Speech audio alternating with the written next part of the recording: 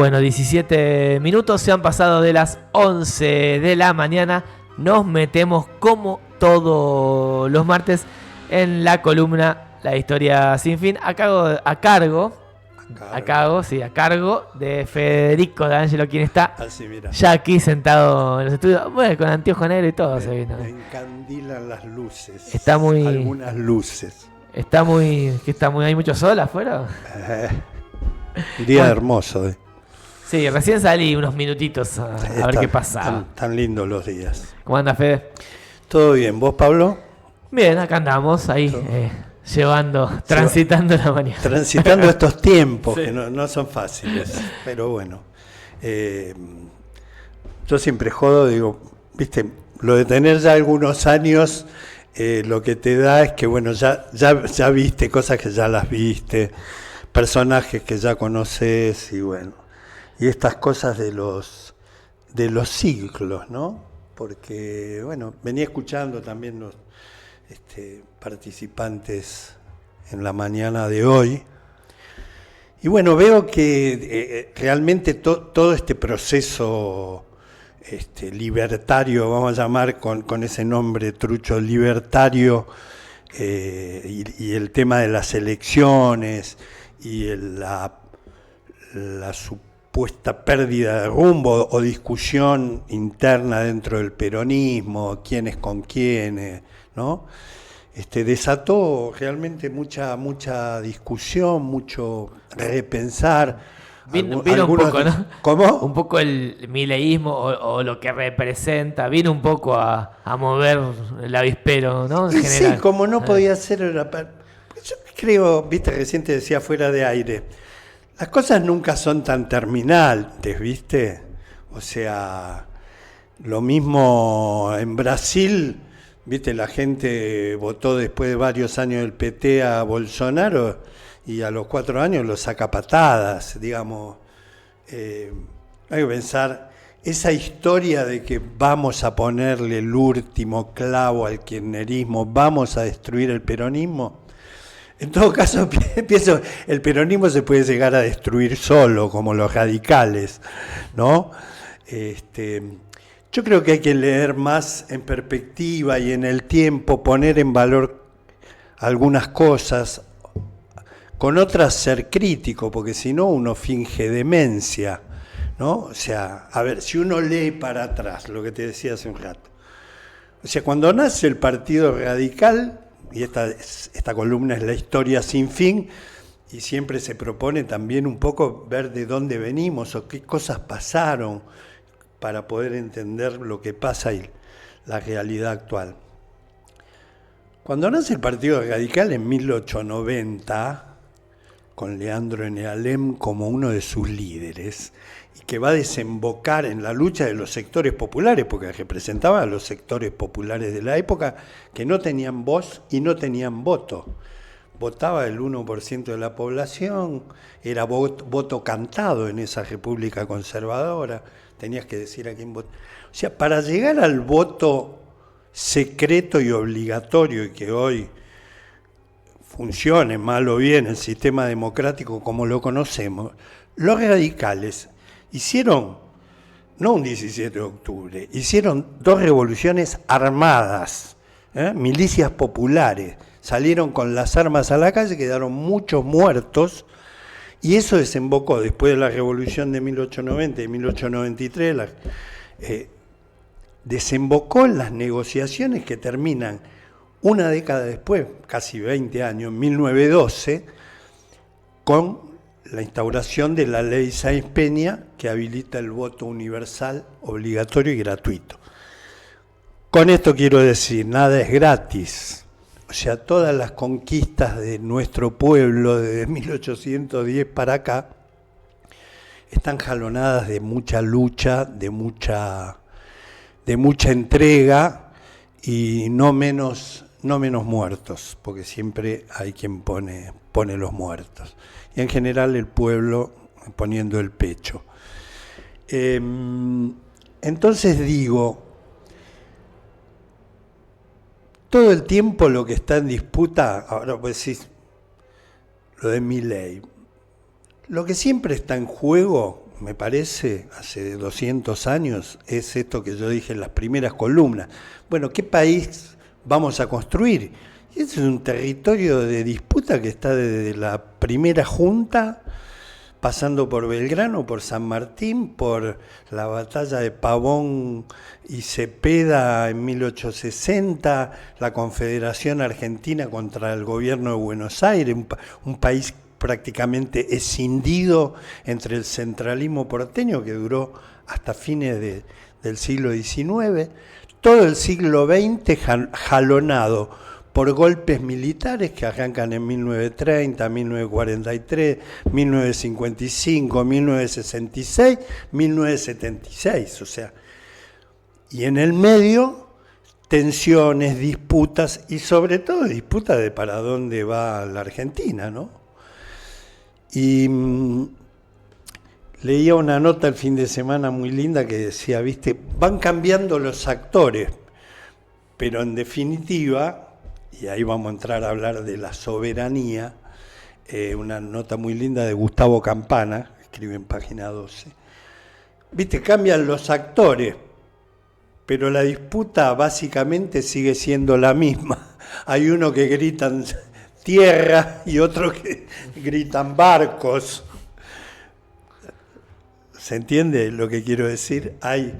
Y acá tiene que ver esto con la soberanía. Pero pará, y entonces cuando uno ve eso, ¿no? Que vos describís, entonces desde cómo te parás en esta ciclicidad que también que decías hace un ratito para construir algo distinto, ¿no? Pues... Bueno, primero lo que tenés que definir es si a vos te gusta andar en barco, sí, o te gusta estar parado en la tierra. A mí me gusta estar parado en la tierra. Hoy día también si querés viajar en nave espacial hacia otro... Bueno, podés comprarle un pasaje a Elon Musk e irte a Marte en el 2080, yo qué sé.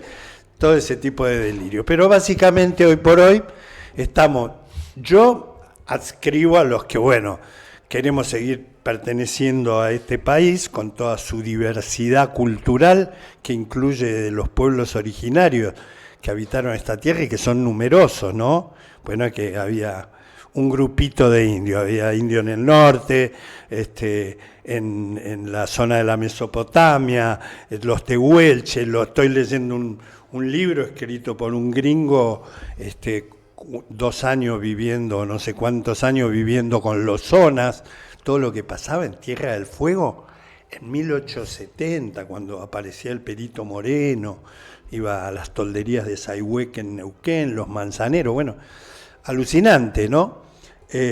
Bueno, yo quiero, porque después se constituye el Estado Nacional, que mal o bien incorpora, más mal que bien, ¿no? Porque recordemos que hubo una campaña para constituir este país, se sometió a montones de parcialidades de pueblos originarios, se los condenó a nuestro primer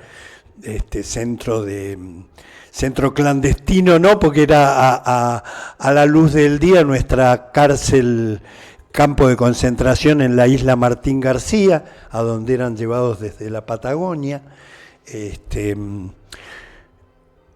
Entonces digo, cuando finalmente, después de muchas luchas intrínsecas, unitarios, federales, Pavón, Cepeda, etc., se logra una cohesión, bueno, seguimos disputando, porque la disputa continúa. Yo adscribo a los que queremos seguir teniendo la bandera azul y blanca.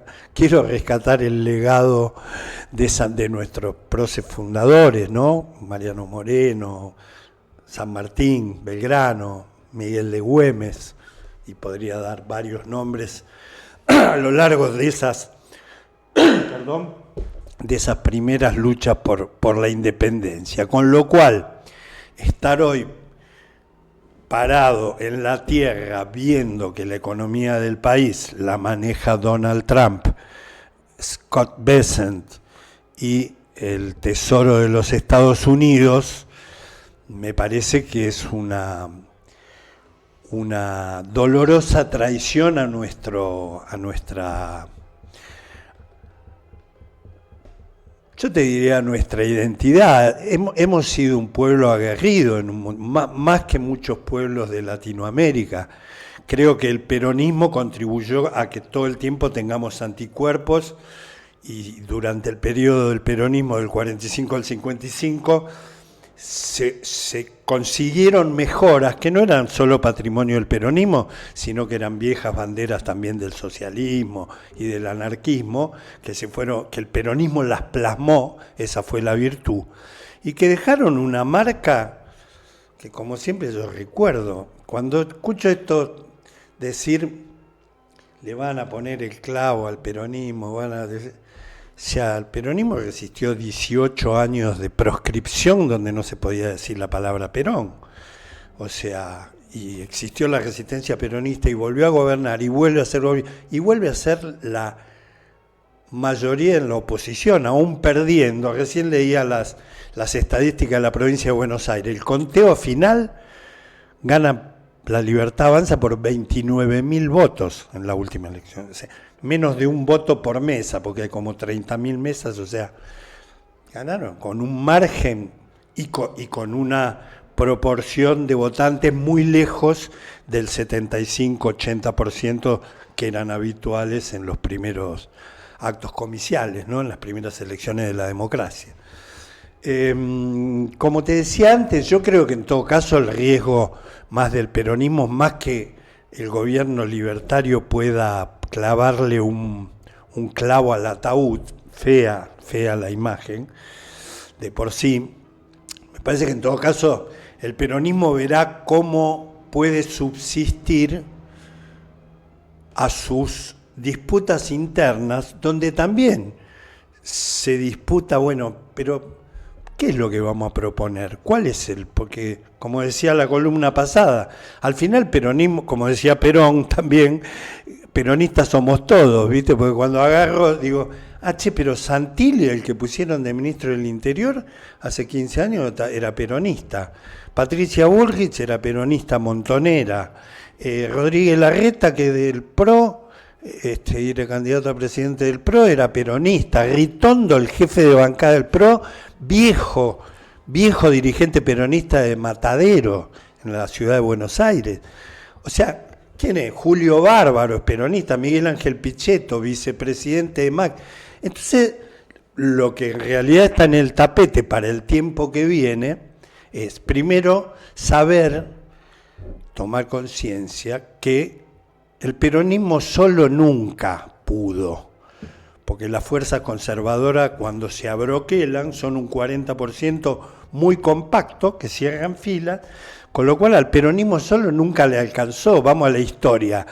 Cuando gana Perón en el 45, el vicepresidente es radical, y con el apoyo de un sector, la Junta Renovadora de la Unión Cívica Radical. Te digo más, ¿conocés a Arturo Jaureche? Arturo Jaureche, el pensador nacional. Bueno, era de un ala del radicalismo, abriéndose, ¿no? Porque ellos también tenían sus disputas, como hasta el día de hoy. 45-55, periodo fundacional del peronismo, no es el peronismo solo, que además se ha acabado de construir, entonces está nutrido, luchadores socialistas, después había otros que quedaron afuera y estuvieron con Bradén, ¿no? Pero digamos, hay que poner bien la lupa en eso, porque hubo muchos radicales que se incorporaron al peronismo. Hay dos ministros, no me acuerdo qué cartera, creo que una era la Interior y otra de Relaciones Exteriores, eran socialistas, primer gobierno de Perón.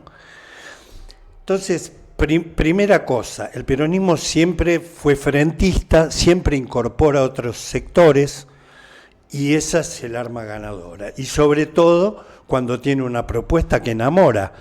Cuando vuelve la democracia, contaba el otro día, y el peronismo hace la campaña con un acto en la ciudad de Buenos Aires, con el candidato a gobernador prendiendo fuego un ataúd con la bandera radical, chau, el pueblo, que mayoritariamente podríamos decir iba a volcarse por el peronismo, dijo no, por ahí no, y votó a Alfonsín, un señor campechano, radical, de Chascomús, honesto, luchador, dentro de lo que el radicalismo admite.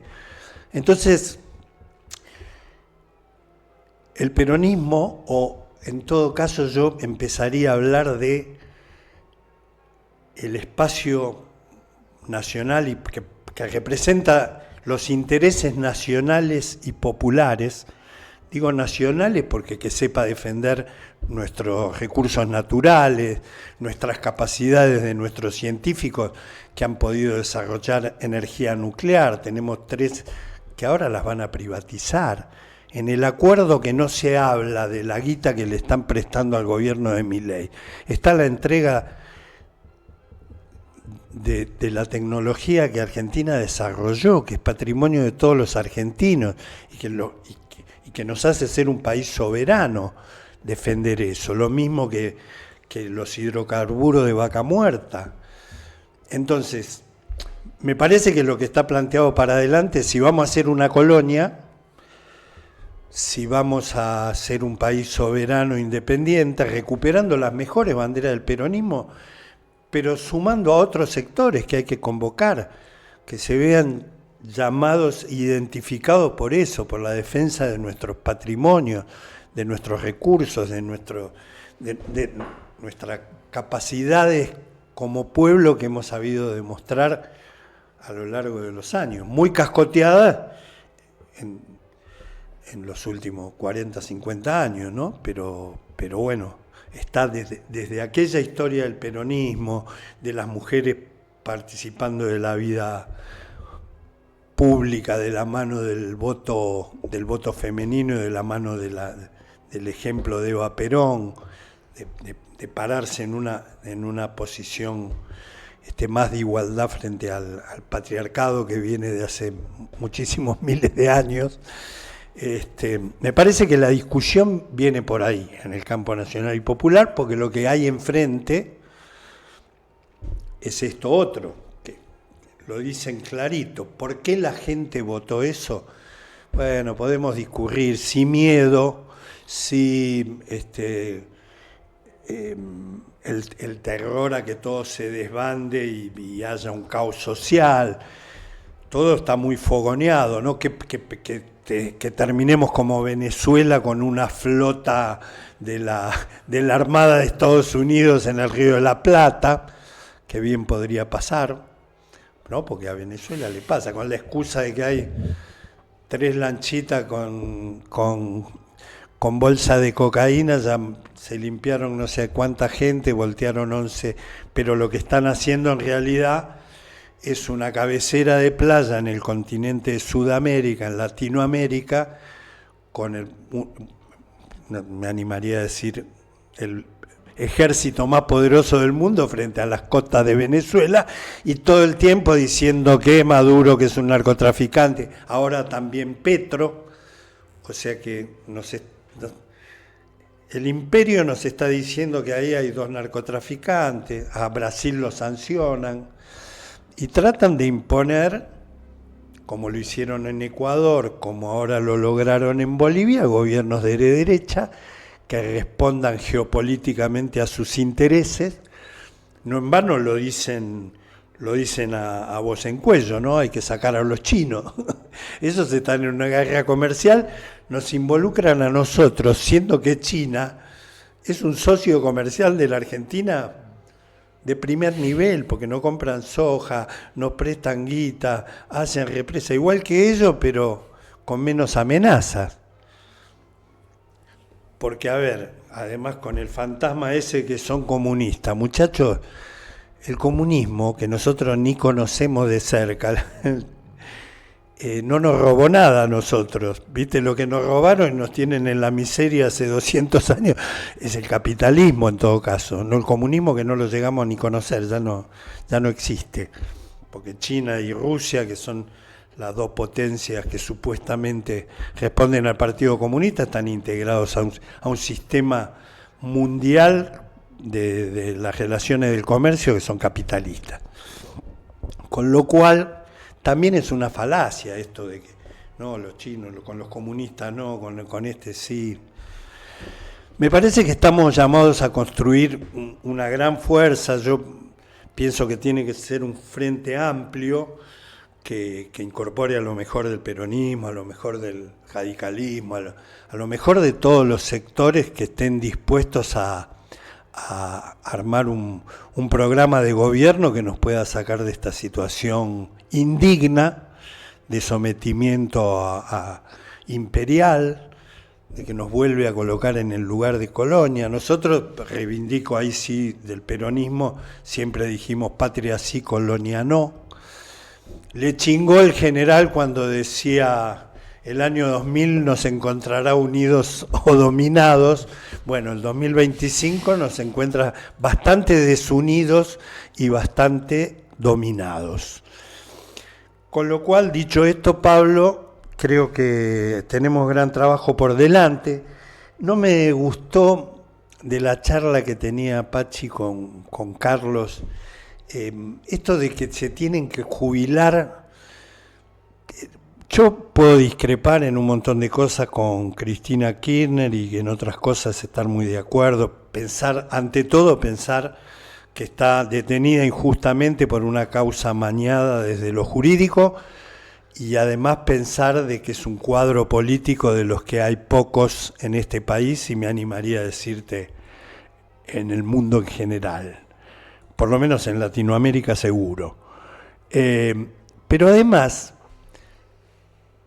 los líderes no se jubilan. O sea, a Perón nadie le dijo, aún estando 18 años en Puerta de Hierro, en una mansión, recibiendo visitas, mientras la resistencia peronista lo hacían los jóvenes y los obreros para lograr que el peronismo vuelva al poder, y en el medio muchos muertos, desaparecidos, torturados. A nadie se le ocurría que se tenía que jubilar, y a los que se le ocurría fueron marginados del movimiento peronista y en las disputas internas asesinados también, vamos a decir todo, porque Bandor era un dirigente metalúrgico que proponía un peronismo sin Perón en la época de Onganía, y el ala izquierda, el ala más revolucionaria del peronismo lo limpió. Lo mismo para Coria, que era otro, eran dialoguistas con el gobierno de Onganía. Empezaban a formarse estos gordos burócratas millonarios, porque Onganía es el que le da el manejo, lo dije en la columna pasada, el manejo de las obras sociales, que es la verdadera mosca que manejan los gordos. Por eso están haciendo la plancha. Hay miles de despedidos, se cerraron 25.000 empresas, los estatales hoy leí tienen 70.000 despidos ya. Bueno, un poco ATE hace un poco de quilombo, hacen alguna manifestación de resistencia, pero la CGT está, lo único, cuando salen a hablar de que si Cristina bailó en el balcón o no, o si se tiene que jubilar o no, cuando hoy por hoy, hasta que no pase otra cosa, es la presidenta del Partido Justicialista, les guste o no, y es la única líder reconocida, mayoritaria que tiene el peronismo. Cualquiera de los demás que hablan y opinan se presentan a una elección con Cristina y pierden 10-0. Ninguno, ni los CGT, ni los gobernadores, ni los intendentes del conurbano, ninguno podría disputarle de igual a igual, hoy por hoy. Si tienen que aparecer nuevos líderes, claro que sí, lo dijo ella misma, agarren el bastón de mariscal. Y ahí empezamos a no comprender cosas, porque el que agarró el bastón de mariscal y la hizo de goma, ganó todas las elecciones, va por el segundo mandato, es Axel Kicillof. Y ahí hay una disputa que por ahí no conocemos los pormenores internos, no lo reduciría a decir que es una cuestión familiar, que la mamá cuida al nene, y que me parece que debe haber cosas más complejas. Axel, al desdoblar las elecciones, lo que priorizó fue poder mantener la gobernabilidad con los intendentes de la provincia de Buenos Aires, que es el 40% de la población de nuestro país. O sea, no nos olvidemos que la provincia de Buenos Aires, con su complejidad, porque no es solo el conurbano, son los sectores ganaderos más concentrados, las tierras más ricas del país, la fábrica más grande, o sea, un país aparte prácticamente. De hecho, en la historia, estábamos diciendo antes que a lo largo de la historia muchas veces casi funcionó como un país aparte. Entonces me parece que no, que los líderes no se jubilan, que habrá que ir dando las discusiones, las autocríticas, las alianzas, pero sobre todo un debate muy grande a propósito de qué es lo que vamos a proponer de cara al 2027, que es pasado mañana. O sea, ya tenemos que estar convocándonos a la discusión, al intercambio de ideas, cómo hacerle frente a esto. Porque decir que es malo, yo creo que hasta los que lo votan a Milei, a falta de otro liderazgo, bueno, votemos a este loco, que nos presten guita a los yanquis, ¿viste? Pues si no vos decís, la gente está loca, vota a este tipo que cierra fábrica, entrega las riquezas. Bueno, pero están hartos y del otro lado no hay propuesta con vocación de poder. Yo creo que la izquierda siempre ha tenido programas y propuestas, no tiene estructura ni capacidad de arrastrar a todos los demás sectores que hay que convocar detrás de su programa. Por eso siempre oscila entre 5 o 6% de los votos. En torno al peronismo siempre ha girado la posibilidad de la construcción de gobiernos que defendieran lo nacional, lo popular, ampliación de derechos, y esto ha sido así en todos los gobiernos peronistas, y en el kirchnerismo, que el kirchnerismo en realidad, ¿qué hace? Si vos lo lees con buena leche, el kirchnerismo rescató lo mejor de los 10 años de Perón, del 45 al 55. No es que se apartó de ese programa. No, nacionalizó las empresas. ¿Le quedaron materias pendientes? Sí, un montón. No hubo planes quinquenales, pero hubo muchísima obra pública, se amplió el presupuesto de educación y en salud un montonazo, hubo paritarias libres los 12 años de kirchnerismo, hubo inflación, sí, pero salvo el gobierno de Alberto, en el periodo 2003-2015, y yo tenía una pequeña pyme, la inflación iba acorde a lo que negociaban los gremios en las paritarias. Es más, yo lo pagaba en la UOCRA antes de 30%, vamos a estar en 30% en el año. Chao, lo empezamos a cobrar así de arranque, listo. Aumentamos 30%. Y el poder adquisitivo, porque esto es lo que no se habla. Che, no hay... Sí, está bien, ahora por ahí las cosas aparentemente, pues también es una falacia, las cosas aumentan, pero ponele que no aumentaran. Pero tu poder adquisitivo, ¿cómo es? Cada vez compra menos milanesa, esa es la que tenés que... No importa si a vos te dice el INDEC o el índice de precio al consumidor que no, que este mes 2,2. Está bien, pero vos con lo que ganás en la obra, con lo que ganás de tu laburo, ayer cuánta milanesa compraba, hoy cuánta milanesa comprás. Porque si tu poder adquisitivo, que es lo que pasó, se redujo, por ejemplo, en el caso de los educadores, docentes, en el 30%, en los trabajadores del Estado lo mismo. No sé cómo será en las fábricas, en la gran industria.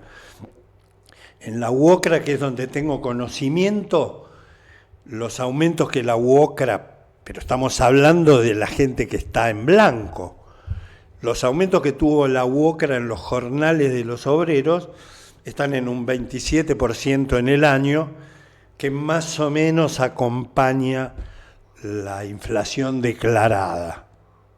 Ahora, ese porcentaje que negocia con la UOCRA, que son los afiliados de la UOCRA, es el 40% de los albañiles. Acá en el Valle de Traslasierra no creo que haya ningún afiliado a la UOCRA, ni siquiera los que están asfaltando la Ruta 14. No lo sé, no lo estoy afirmando, pero sí digo con total certeza que el grado de informalidad en el gremio de la construcción, seguramente que la gran mayoría no está encuadrado ni afiliado a la UOCRA, ni está representada por Gerardo Martínez. Entonces, bueno, volviendo y cerrando, Pablo, creo que tenemos un gran desafío, será convocar las mejores banderas de ese radicalismo que hizo 2 revoluciones armadas para conseguir que pudiéramos votar 100 años después. Lo mejor del peronismo del 45 al 55, lo mejor de los 12 años de kirchnerismo, que yo creo que fueron muy, muy virtuosos, no tener pruritos en reconocerse como tal. Yo no me tengo que poner ninguna etiqueta, pero voy a reivindicar a Leandro N.A.M., voy a reivindicar al general Mosconi con Hipólito Yrigoyen, creando la primer empresa estatal petrolera del mundo, no de la Argentina ni de Latinoamérica, del mundo, YPF, y que después le dimos esa idea a Brasil, a México, a los bolivianos, no para que dependan de YPF, sino para que creen sus petroleras. ¿Cómo no voy a reivindicar eso? Ahora, no voy a reivindicar del gobierno radical la masacre de los obreros patagónicos en la Patagonia trágica. O sea, claro, una cosa es una cosa. Voy a reivindicar las mejores glorias del peronismo del 45 al 55, no la persecución de opositores, que también la hubo, y si no, vayan a leer la historia de Atahualpa Yupanqui, perseguido en las primeras épocas por el peronismo. O si agarro el gobierno del 73, sí, voy a reivindicar el 50-50 que se logró económicamente en un principio con Helbar como ministro de Economía, el reparto de la riqueza entre empresarios y trabajadores 50 y 50, pero no voy a reivindicar a López Rega, que era el secretario general de Perón, ni a la formación de escuadrones que perseguían a los opositores dentro del propio peronismo, como fueron las 3A, creadas y capitaneadas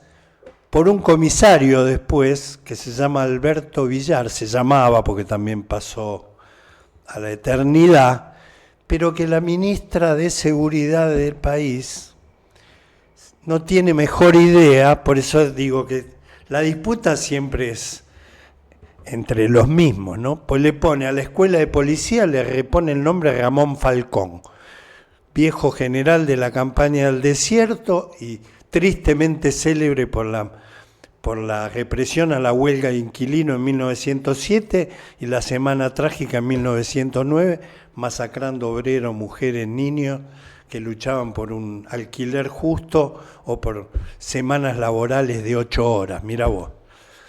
Bueno, los corrió con los bomberos con mangueras de agua fría. Patricia Bullrich le pone en homenaje, le repone, porque la democracia había saldado esa deuda poniéndole el nombre de un comisario más democrático, Ángel Pirker, que fue el comisario de la Policía Federal en épocas de Alfonsín, y otro nombre tenía la Escuela de Cadetes. Bueno, le ponen los nombres de 2 personas que, bueno, en ambos casos fueron asesinadas, ¿no? Porque en uno fue un militante anarquista, a los 6 meses le tiró una bomba al carruaje, Marche Ramón Falcón, y con el comisario Villar lo mismo, salió a pasear en lancha un día por el Tigre y su lancha voló en 1000 pedazos. No estoy reivindicando este modo de actuar, pero bueno, como dice el dicho, a cada chancho le llega su San Martín, ¿no? Que podríamos buscar de dónde viene, Pablito. Puede ser, ¿eh? ¿No? Puede ser. Dice que a los españoles le decían los chanchos, que esa era una. Entonces a cada chancho, que eran los españoles. Ahí la vamos a investigar. Vamos a buscarla.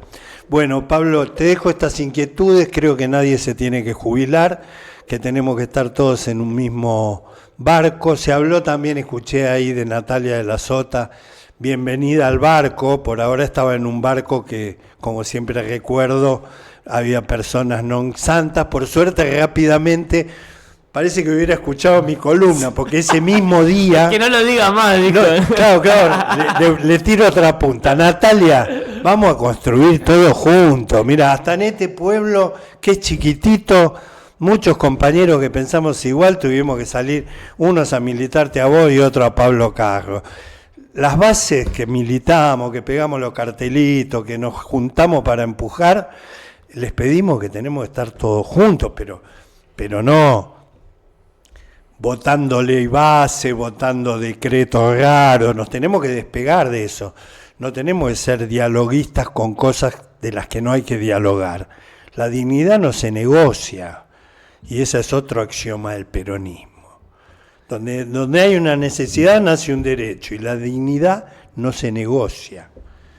Entonces, bueno, tratemos de afinar los cartuchos, los lápices, busquemos a los mejores, juntémonos a pensar buenas propuestas. No creo que ningún argentino de corazón, a pesar de que todos estos años lo llenaron de veneno y de odio, quiera que vayamos por ese camino, por el camino de ser una colonia, por el camino de ser un narcoestado, por el camino de que haya venta libre de armas y entonces tengamos que leer en el diario lo que hoy leemos que pasa en Estados Unidos, que un pibe va al colegio y ametralla a sus compañeros y a sus docentes. Yo creo que en lo más hondo cualquier argentino que esté escuchando, inclusive el mileísta, no creo que quiera esa Argentina.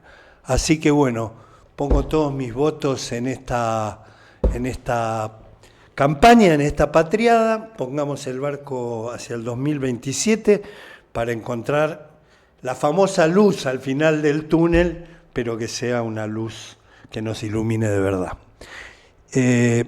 Y pensar, para darnos ánimo, y voy a homenajear a unos grandes músicos de este país, que es un grupo mítico, Backstage, vaya nombre, Voz de Dios. Presente, dice la canción con la que aprendimos a cantar.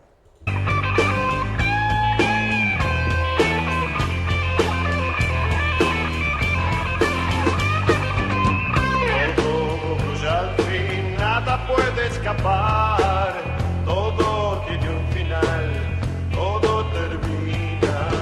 Tengo que comprender, no es eterna la vida. El llanto en la risa, así termina.